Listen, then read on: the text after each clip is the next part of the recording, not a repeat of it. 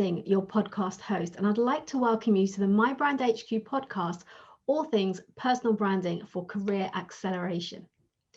This podcast is for talented, ambitious career professionals like you who are wanting to be perceived as a thought leader, to be top of mind to those that matter, and to make an impact and stand out, be that in your team, your organization, or your industry, and to be inspired by other successful leaders. I will be interviewing high-achieving career professionals who have carved out a successful career in their field and are open to sharing their career journey, their challenges, their learnings and insights with you, someone who is looking to establish your personal brand and accelerate your career. Through my personal branding and coaching practice, I enable career professionals primarily in the technology industry to earn more money, to increase their salary. In fact, I spoke to all of my past clients that I've worked with over the several years and learned that actually overall, they've received an average of 47% increase in their package. Would that be a great place to be?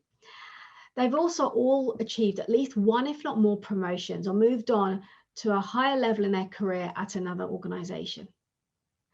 And they're looking to advance their career while showing up as the best version of themselves.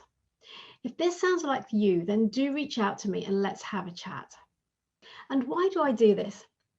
Well, during my corporate career spanning 25 years, I quickly realized that hard work alone was not enough to get me to where I wanted to be and the success that I strive for. And my belief is that hard work, coupled with creating and establishing a strong personal brand, can both influence and accelerate your career and get you to where you want to be. In today's episode, I'm speaking to I-Lien Chen. I-Lien is a dynamic, purposeful millennial with 8 years of global experience, notably in EMEA and APAC. She is people-oriented and she finds her life purpose in being of service to others and bringing light to their highest potential. Currently based in Paris, France, she works as a partner business manager for SAP Concur, helping partners deliver value and maximize revenue across EMEA. She is also a diversity and inclusion ambassador, devoting herself to several employee network groups such as Business Women's Network and PanAsians SAP EMEA. Holding an MBA from France and a master's degree in international communication studies from Taiwan, she ceaselessly takes on new challenges as a means of growth and reinvention to step up in her personal development. With her career path evolving across different continents, as an avid traveler and as an aspiring hypnotist, she is fascinated by the depths of our consciousness, cultures, languages, and cross-cultural communications. In today's episode, I-Lien shares with me on her reinvention, how she created her own unique value proposition, how getting clear on the questions, who am I and what do I want, propelled her forward in her career. Her belief, and mine too, that we can be anything we want to, how asking her power question, what if, changed her trajectory, why getting clear on who we want to be enables us to visualize and create the life and the career that we want. And finally, how opening our eyes to new opportunities can take us on a journey that we never thought possible. So let's head over and hear what I-Lien has to say.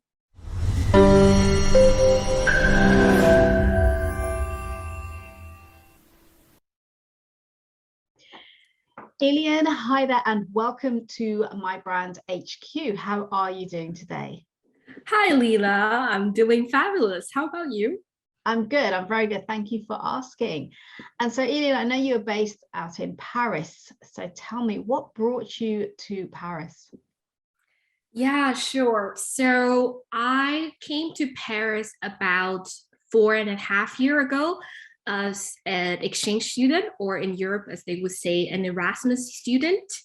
So I had the opportunity to do this exchange in one of the most prestigious schools in Paris. It's called Singh. So it's basically where a lot of political and social leaders graduated from. And I took this fabulous opportunity to came here, and it was an opportunity for 6 months. And that was during the last 6 months of my student life in my master's program. I was studying communications at that time. And I was planning, I pretty much had already all my life laid out in front of me. I was like, okay, I'm going to have this fabulous opportunity in Paris once in a lifetime, and I'll pass this amazing 6 months in France and around Europe.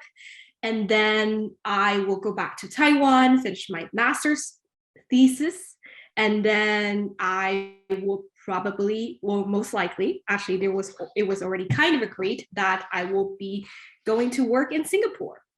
And so I had this path already laid in front of me. So I was just walking that path. And, of course, there could be surprises, but I thought it wouldn't drift too far away from that. But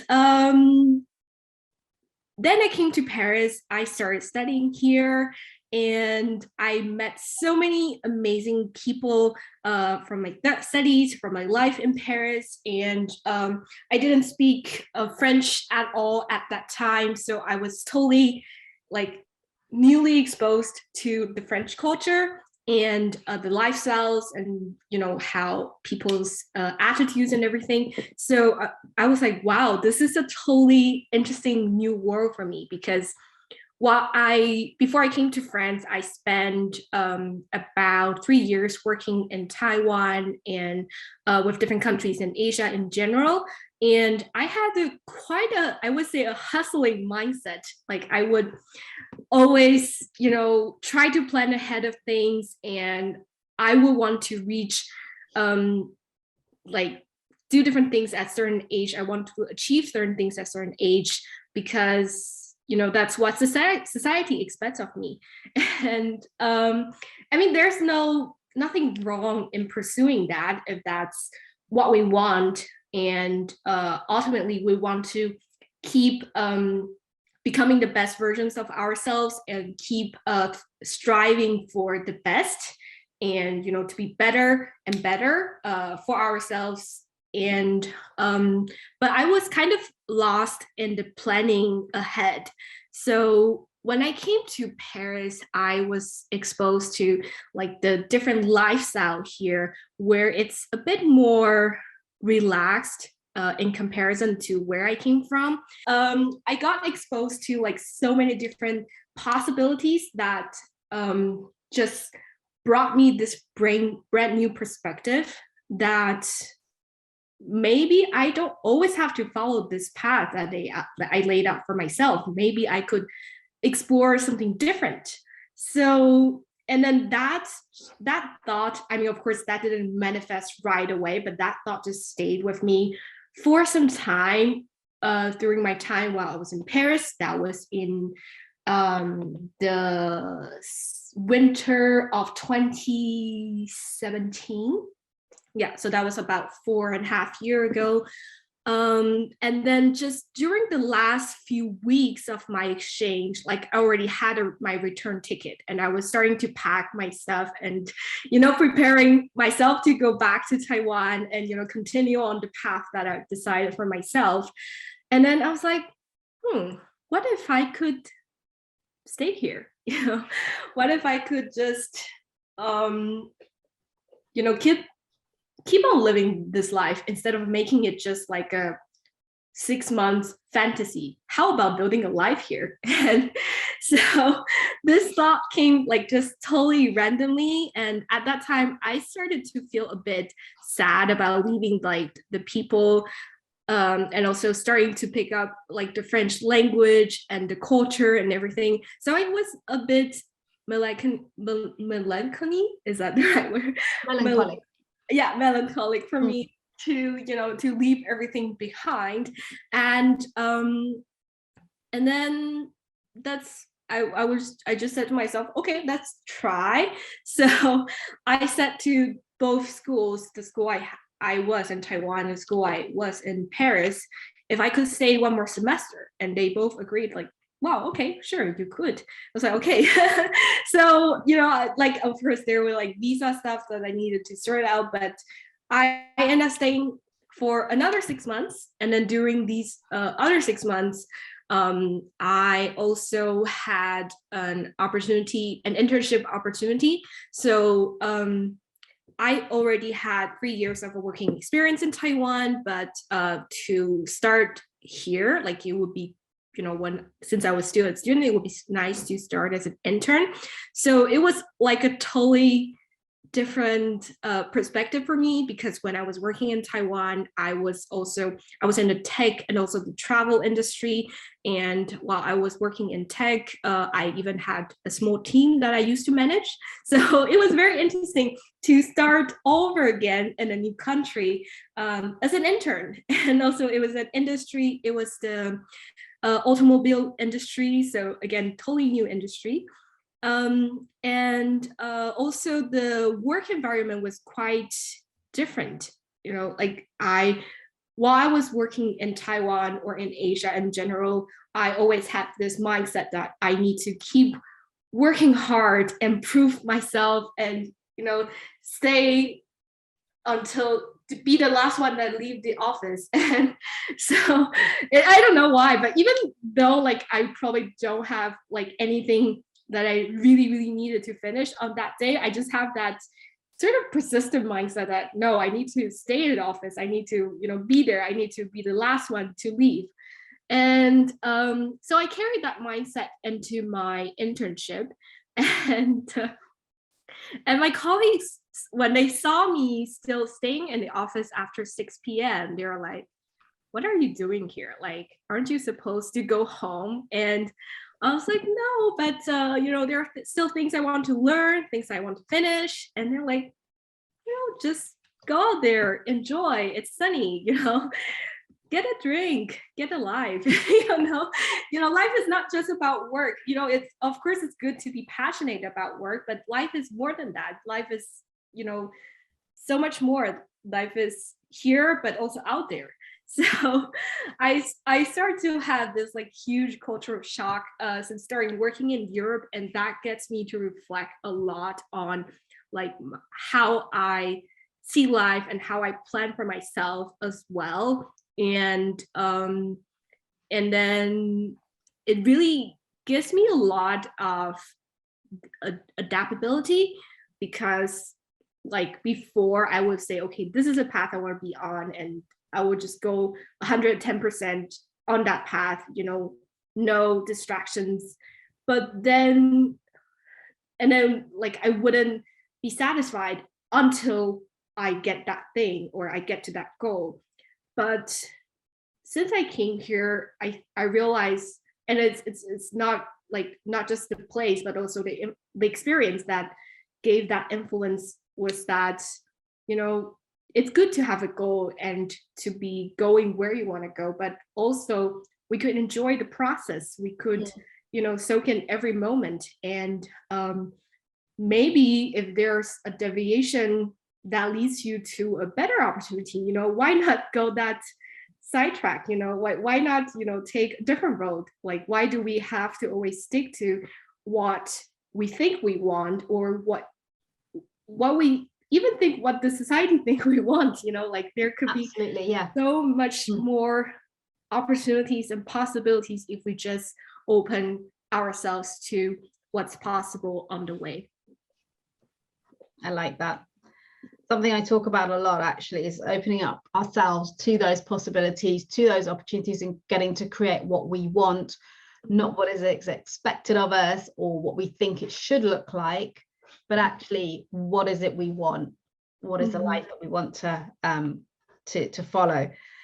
So thank you for sharing that. And there's a lot of in there in what you've just talked about, and I made a few notes just to recap on that. And one thing that I circled is the what if. You asked yourself that question, what if I stay here? And for me, that's huge, because that's the question we should always be asking ourselves when we have a decision to make or a situation arises unexpectedly. In particular, it's like, well, what if this really works out? What if I do well? you know, what if this creates even more for me than what I already have? And I think so many people come at that from a place of fear. It's always, well, what if this goes wrong? What if I lose? What if I fail? You know, what if people say X, Y, and Z about me? And that there's all that kind of fear and negativity around the things that hold us back. And it's a really powerful question and the reason I agree with this too is because it's the question I asked myself when I was leaving my corporate career, because I had set the intention for a long time, but actually when it came to it and the days and the weeks were counting down, I was having a bit of a panic attack. And I then stopped and said, well, okay, what is the worst that could happen here? What is the best that could happen? And that's what propelled me to keep going forward. So that's really, really powerful thing to share there. So thank you. The other thing there was courage. You exemplify courage in all the decisions that you shared with us, you know, that you've made, coming from a background, a culture that is so different, and embracing what you've experienced in Paris, a whole different approach to life, just based on what you've shared there. And the third thing I wanted to say is about asking for what you want. You could have easily just gone back, right? And you reached out, you asked the universities, the schools to extend your stay for an extra semester, and they said yes. And yeah, again, we don't ask for what we want. Particularly women do not ask for what they want. They either assume or they just don't ask for fear of rejection or getting a no. And actually, you know, you're not going to get a no if you don't ask, because it's not going to happen. So again, it's having that courage to do that. So again, hats off to you for what you've done, what you've accomplished so far. I also like what you said there about deviating. You know, oftentimes I've just been on a conversation with somebody where we were both sharing our journeys to where we are now, and I was saying, you know, my career evolved in a way that I never would have anticipated, but I deviated. I made decisions, you know, a few years into my career that I wouldn't have anticipated at the start. I took opportunities and decided that I'd have to figure it out. There was no clearly defined path, but I'm so glad of all those decisions that I made. So deviation from the norm, or from what is expected of you, or what even from what you initially set out to do with the outset, is good. It's about adaptability. It's about the ability to change and adjust. And then you mentioned about life being so much more than work. And it's so true. It's so true. So tell me then, tell me about your reinvention process. Yeah, this is a very interesting topic that's really close to my heart, because my reinvention doesn't stop, you know, once I decide to settle in Paris, because, you know, I started over again as an intern, and then also it was an exchange, so I didn't have a degree like that's from France. That's wouldn't be like mandatory, but it's quite important if you are looking for a job in France. They are looking forward that you would have a degree from here. So after that amazing first year, I still wanted to stay, but it wasn't super easy to just land on a job directly. So I said to myself, okay, what can I do here? So I evaluated my options, and like obviously being a student is probably the most easiest way to stay. So I look into some MBA programs, and I applied for one and I got in. So from a communications major, and suddenly I'm doing an MBA.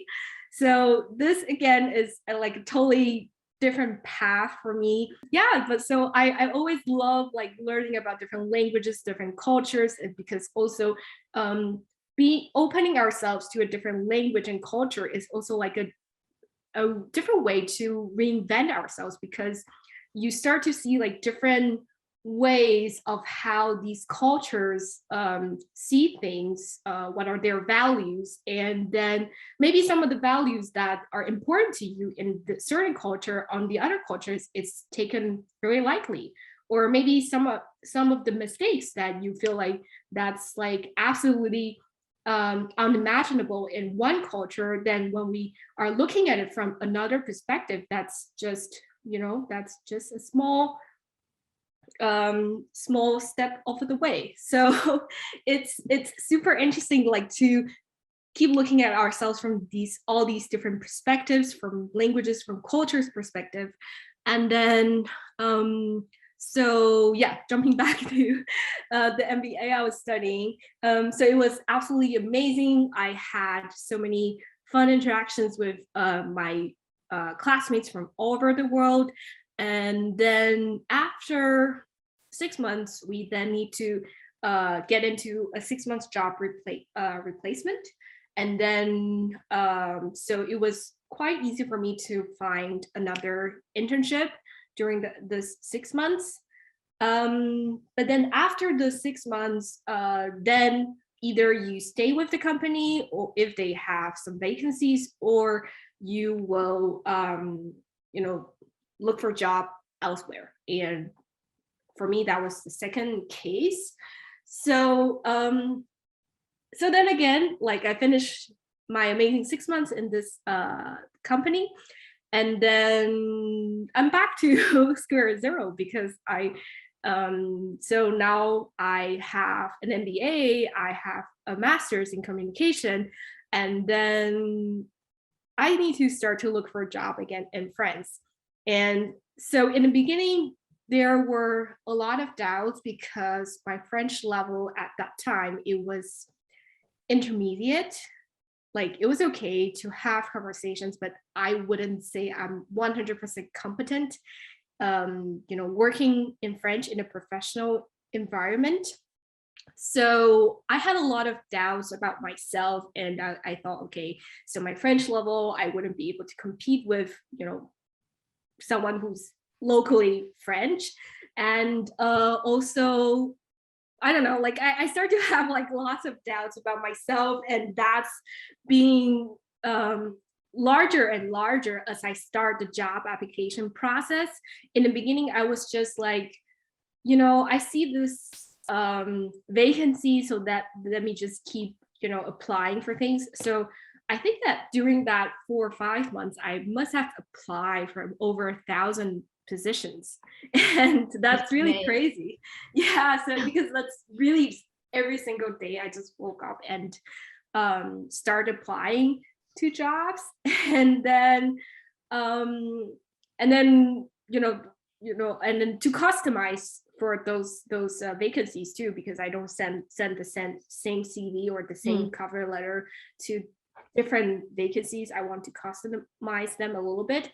So yeah, but every day, I think for around 2-3 months, it was just rejection, one after the other. Or maybe I could be invited to some interviews, but then after the first round, no, I don't hear from them anymore. So is this how the reinvention came about? Is it on the back of experience? Exactly. So that's, I think that this is something really beautiful. Like sometimes when we feel like we're deeply in a rut, and then, you know, it's like, oh, why is everything happening to me?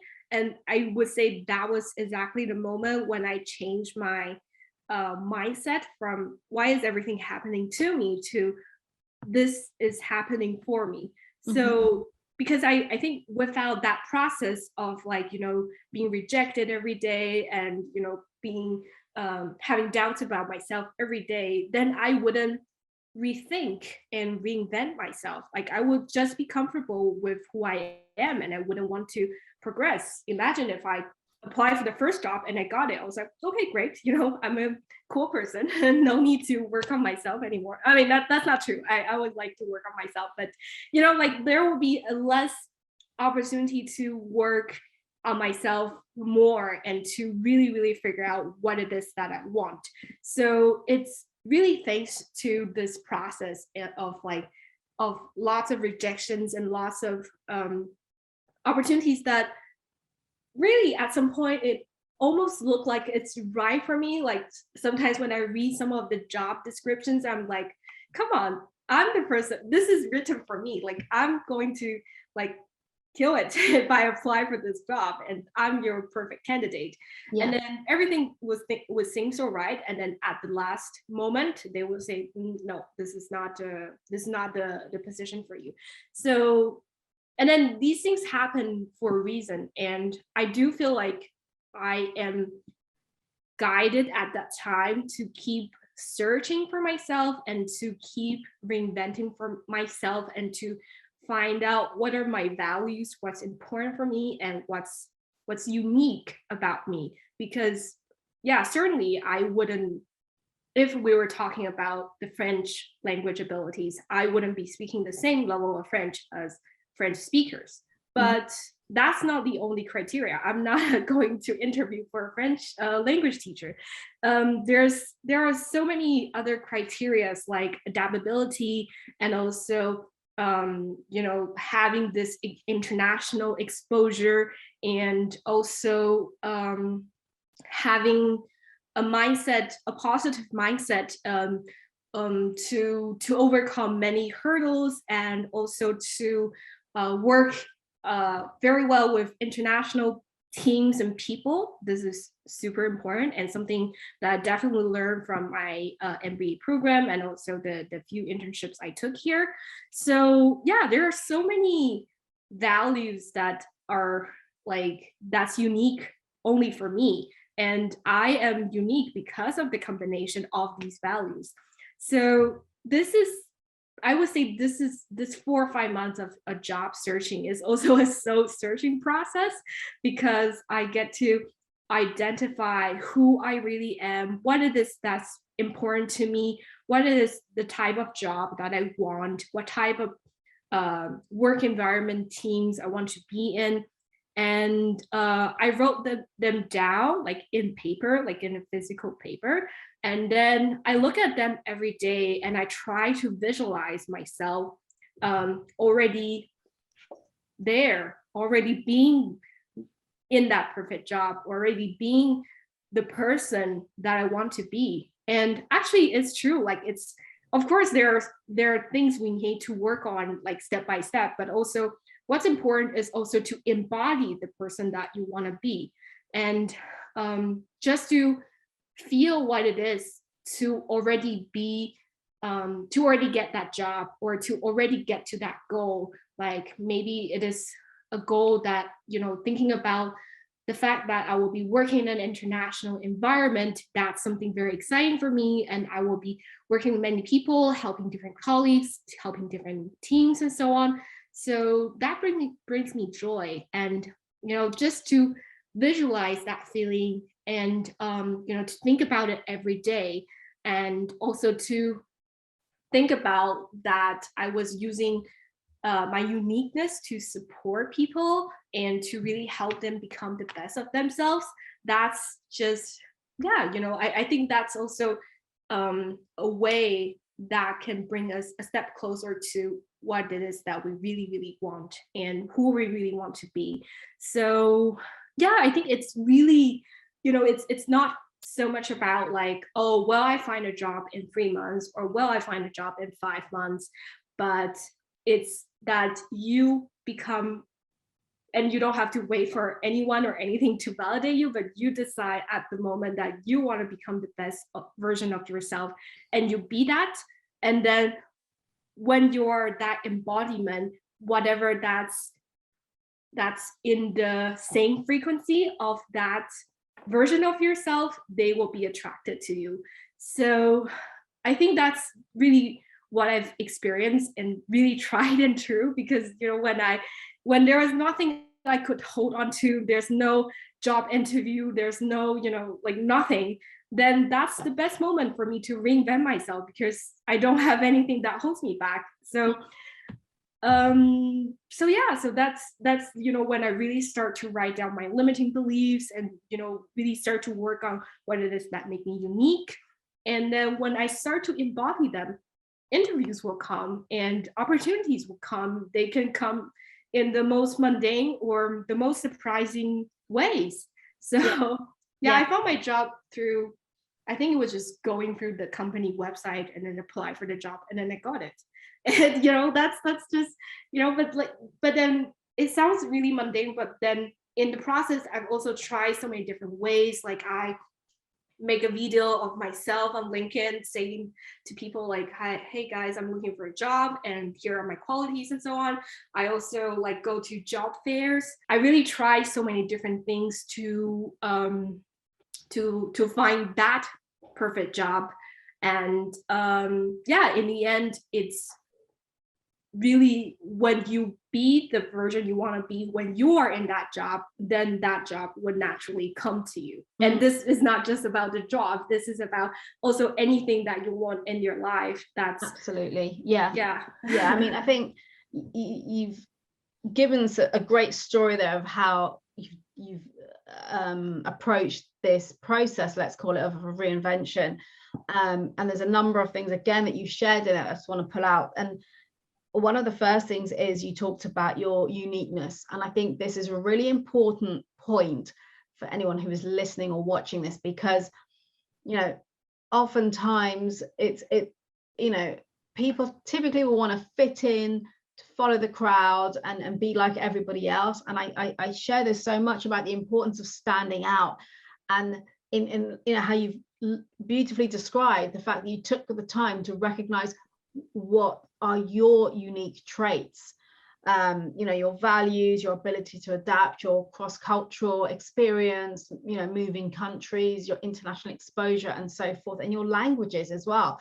But there's so much more to you, and oftentimes we forget, we don't stop and take stock and look at how far we have come and what value we have to bring to the table.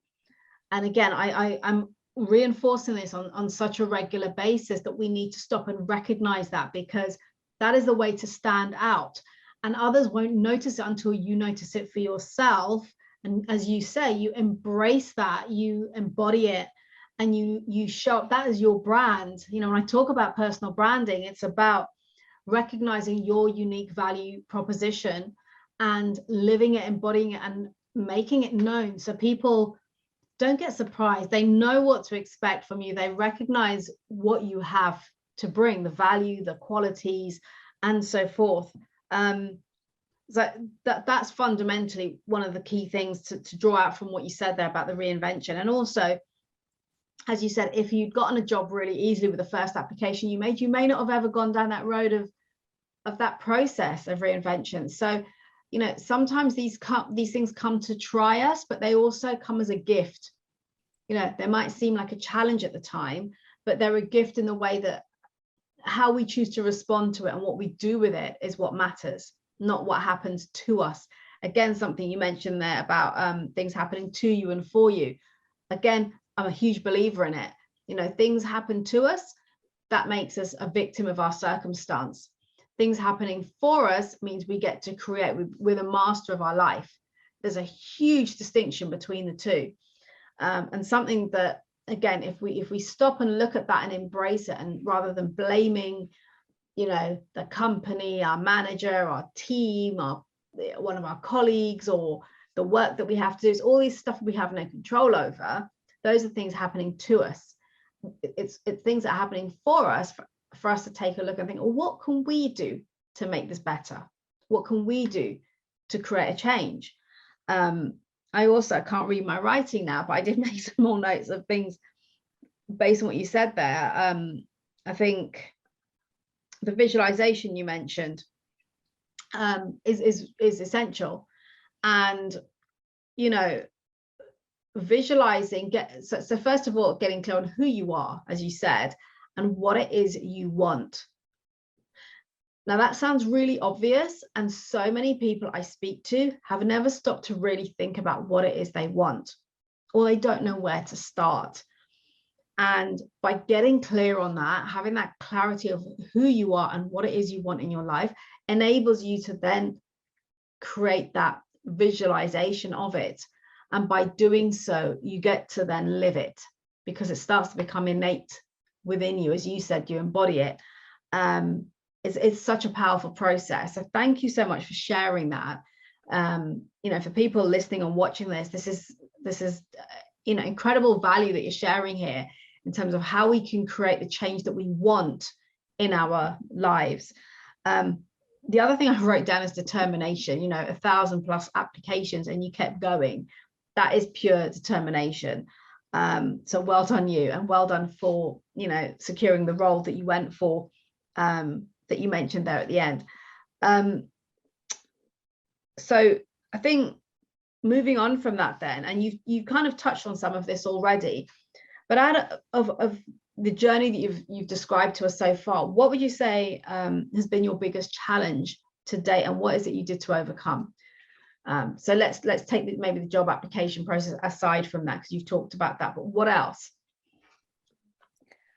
Yeah, so I would say I always see challenges as opportunities. Like, this is like the most important thing for me. And actually, how we talk about like a risk or a challenge in mentoring, it's made of, so the word that say a risk or the challenge, however you like to interpret it, but it's actually composed of two words. It's composed of risk and opportunity. So in a challenge, there is a risk, but there is also an opportunity. And that's really something I deeply believe in, because there's always so much we can learn from any sort of challenge. And when that presents itself, it's a way for us to look at ourselves again, and maybe also look at the parts where we don't feel so comfortable, and really asking ourselves, okay, so now you see this, what are you going to do about it? And each time invite, and then maybe that doesn't come one time, two times, but that could come every day. And then, you know, it's inviting you to have a different response, because if you have the same response, then you're going to get the same results. But if you can start to have a different response, then yeah, that's when the opportunity presents itself. So when I moved to France, I would say the language was one of my barriers. And I'm actually the type of person who's kind of afraid to make a fool of myself in front of people. But, you know, that happens when you learn a new language, because you're just like a baby, and you start from the basic stuff, saying, what is my name? You know, what do I do? And then, you know, and then start to progress a bit more. So you're going to make mistakes, and that's normal, because you're learning and you're improving. And then mistakes is that helps, because once you make that mistake, that's so fundamental, and you realize, wow, okay, so I learned from this mistake, and I'm not gonna make it again. It's because you keep putting yourself into the most difficult situations, the most uncomfortable challenges, that you can grow and that you can move from it. It's like the lotus flower. That's also what my name signifies, actually. So Lien means lotus in Mandarin. So yeah, so I really like the image and the symbol of a lotus flower, because it's growing from the mud. And if we look at the mud as the challenges that we have, the lotus flower grows very beautifully from those mud, from the mud, from the challenges. So it's you know, like, so I really learned a lot from that conversation with the Brazilian girl, who just presents herself to those challenges, put herself out there, speak to people, and, you know, not afraid to make mistakes. And yeah, so that's really helping me to adapt and change my mindset, you know, to be more proactive, to take more French courses, and to also, when I had, during the later stages of my job application, I was actually presented two amazing offers. And one offer was to work in a very, actually both are quite international, but one will be a mostly English speaking environment, and the other is mostly French speaking environment. And of course, the more comfortable option for me would be going with this English speaking environment. But then because I really want to challenge myself, and then also I want to put myself out there, I want to keep improving, even if I make a fool of myself, that's okay. And then, so I chose my current job where there are a lot of opportunities to engage with people in French and to make presentation in French. I still feel like I suck at it, but I'm improving a little bit every time. But this is all very beautiful because it's challenging, it's scary, but once you put yourself out there, what's the worst thing that could happen, really? Like, it's what's the worst thing? Like, it's like, okay, people laugh at you, but that's not going to be for all of your life, because you're going to learn from that experience and you're going to keep improving and keep growing. So so that's beautiful. Challenges are beautiful, and those are just amazing learning opportunities, I would say. Absolutely, and I completely agree. And it's beautiful you shared there what your name means, lotus flower in Mandarin. That's really, really beautiful. So thank you. And everything you've talked about here in terms of risk, challenges, they do create opportunities. It's how we choose to look at things. It's about our mindset and the way we look at the world around us. It's like a baby learning to walk. You don't, they get up, they fall down, they get up, they fall down, and they keep going until they can walk. And it's the same as an adult. You've got to keep going. And similar with your example of learning to speak French. And it's a great example over that, the Brazilian lady you mentioned there, because that is tough. It is tough because one of our biggest fears is, other people's judgment, other people's opinions. But at the end of the day, as you've demonstrated there, that's the place where we really grow. It's where we flourish, where we excel. Everything in our life we have learned at some point. It didn't, we weren't just born that way. And we sometimes forget that just because we're an adult now, or we're 30, 40, 50 years old, we should know everything. No, we shouldn't. We're always learning, and that's what life is about. I like what you said there about looking at ourselves when those challenges come up, and looking at the responses, how we choose to respond to something. If we're getting the same result over and over, what can we do differently? Is we choose to respond in a different way, which may be meaning take a different perspective on the situation. How can we look at something differently? So again, I admire what you are accomplishing and what you continue to do, and you keep pushing yourself, and it's phenomenal. Take time to acknowledge that, I-Lien, because it is a huge deal, and you a real inspiration for people around you, recognizing what you have done, what you're accomplishing, how much you are persevering, you're determined, and you keep pushing yourself to be that better person day after day after day. That's incredible. So I'm conscious of time, so I wanted to just ask you one more question. So tell me, try and think which way to go here. How did you find your place in SAP? How did you find it? Obviously, I think you know what I mean. I don't mean about how you got the job, but how did you find your place in the organization upon joining? Yeah, this is a really good question, because our process doesn't end once we found the job. Once we get to that goal, is what do we do with the job, or what do we do to maintain that goal, or to go a step even further? And once I joined this amazing company at ACP, and with this amazing position, with everything I could ask for and even better, and I actually felt like I am a small fish in a big sea, because it's such a huge company. It's the biggest software company in Europe, if not in the world. And there are just so many people and so many things to learn, and so many, just a lot. And also I joined in quite an interesting time, because I joined in March 2020, and then 2 weeks after in France, we started to have the lockdown. So I started to spend a lot of time at home, not so fun for someone who's just onboarding, although we are now, at that time it wasn't so fun, but now we're kind of seeing it as a norm. But it was kind of a strange time. So I was passing a lot of times at home trying to navigate my way in this very huge and complex organization.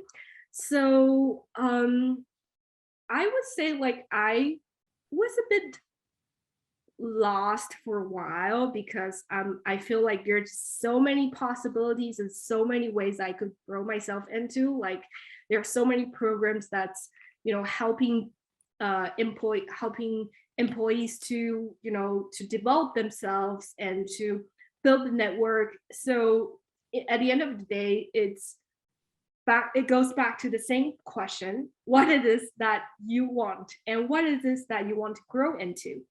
And so I tried, I did reach out to a lot of my colleagues, and they're all amazing. Like they helped me to put into connections here and there. I found a mentor, and also I joined a lot of the employee network groups. So this is something I believe it's not unique to ACP, but also to many of the organizations. But within ACP, I joined employee network groups such as Business Women's Network, and there's also an employee network group that's called PanAsians at ACP. So by joining these groups, I found people of the same interest, and also that further develops me to, outside of my core responsibilities, also to devote myself into diversity and inclusion initiatives. This is really essential for me, and also this is also, I would say, how I find my place, because it's a huge organization, and same as the world is huge. We can be anything we want, which is good, but also a bit scary at the time. Like, who do we want to be, and who do we want to reach out to, or who do we want to, what do we want to learn? We don't know. But like by connecting with these different groups and initiatives, especially for diversity and inclusion, it is I'm really passionate about this initiative, because I really love that we're all different, and being different is okay, and we can really embrace these differences and makes our workplace better, because there are people who are a bit more this, there are people a bit more that, and that's beautiful, because when we work together, we can complement each other. And actually, diverse and inclusive teams can be more innovative and more productive, more efficient. There are so many, and more revenue generating, if we want to go in that direction. And so it's really about embodying that difference, and to show that anything is possible, and also to, again, put myself out there, because when I first joined, I didn't see a lot of the profiles like me, or maybe there are some profiles like me, but we didn't speak up. So it feels like we're kind of all alone out there. But once we speak up, once we reach out, and once we try to connect and to really embody the best versions of ourselves, then you're gonna receive a lot of like responses and a lot of support from different people, and if we just put ourselves out there. So it's sometimes we can be hesitating, and before even taking that first step, we could think like, yeah, but people are going to say this, or like people are going to think that. But in the end, it's about just making that first step, and really put yourself out there, and don't be afraid to say what it is that's on your mind, if it's authentic, and also to not be afraid to be different, and to take a different path. And because by being different, then we can and also recognizing those differences, then we can work better together because we support each other, we be an ally for each other, and to really celebrate those differences and to recognize who we really are authentically. Well said. I couldn't say any better than what you've said there. You talked about, so a couple of the big takeaways for me there was, we can be anything we want. That is incredibly powerful, and it's so very true. We can be whatever we want. We can create whatever we want. And the question you said there, which is so imperative, is who do we want to be? So who do we want to be in the workplace? Who do we want to be for our family, our relationships, our children, our peer group? They're really powerful questions to ask. And you shared there about, yes, you may find yourself as you said, the small fish in the big sea. What is it you can do to really find your place? And referring back to what you said earlier about kind of embracing what you have in front of you, taking the opportunities. You've taken the opportunities to join groups that resonated with you, to then connect with people of similar interests, and you put yourself out there. And that takes courage. We talked about this earlier. It takes courage to do that. And you say about speaking up, being authentic, being unique. I think that is huge. It's about being yourself, being unique, and being open to take a different path and not feeling that you have to follow what's expected of you. And creating that allyship, creating community is a great way to get yourself out there, to get yourself known, and to find your place in any organization, is to create that community. So I-Lien, I want to wish you the absolute best in this next chapter of your journey. You've accomplished so much already, and it's incredible just listening to you and your journey, your learnings, your growth, your courage, your determination. Really, truly, it's incredibly inspiring. So I know listeners, viewers will get a lot from listening to this conversation. I'd like to take the opportunity to thank you for sharing so openly with me today. Thank you, Leila. And I do want to say to all the listener that we all have unique values and we are all unique. So whatever it is that you're searching for, you can be it, you can go for it. But the most important thing is to first be an exemplar, to be whoever that is that you want to be, and then the things will come. The goals, you will get there. The jobs, you will get it, or whatever it is that you want. But just be that authentic you, and it starts with you. Absolutely, it starts with you. I-Lien, thank you again, and I wish you all the best. Thank you.